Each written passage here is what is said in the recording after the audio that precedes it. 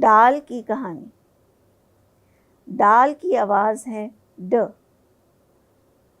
ڈ ڈول، ڈ ڈاک، ڈ ڈاکیا، ڈ ڈاک خانہ۔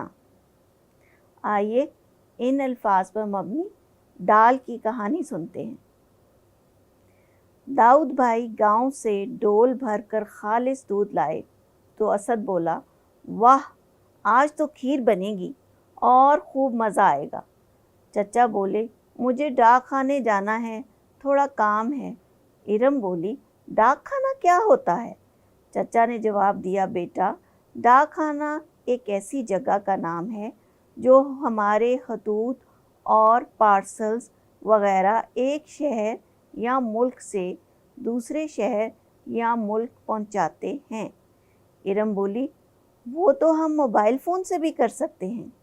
داؤد بھائی بولے، ہاں وہ بات تو ٹھیک ہے، مگر جب کچھ عرصہ پہلے تک موبائلز نہیں ہوتے تھے تو لوگ خطوط کے ذریعے ایک دوسرے کو پیغامات بھیجتے تھے جو کہ پہلے ڈاک خانہ میں جمع ہوتے تھے اور پھر اس علاقے کا ڈاکیا ان خطوط کو گھر گھر پہنچا آتا تھا۔ جواد چچا بولے، اچھا میں چلتا ہوں، مجھے دیر ہو رہی ہے۔ جب وہ باہر نکلے تو ارم بھی ان کا ہاتھ پکڑ کر ساتھ ہو لی۔ چچا پریشان ہو گئے اور بولے، بیٹا اس طرح بغیر امی ابو کو پوچھے یا بتائے آپ کس طرح گھر سے باہر جا سکتی ہو؟ اور آپ نے مجھ سے بھی نہیں پوچھا کہ میں بھی آپ کو لے جانا چاہتا ہوں یا نہیں۔ یہ غلط بات ہے۔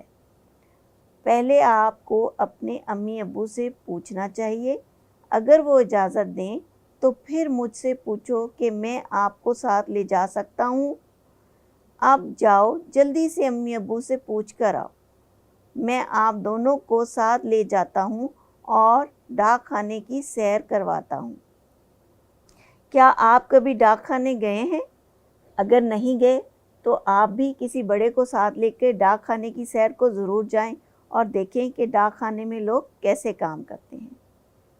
اللہ حافظ۔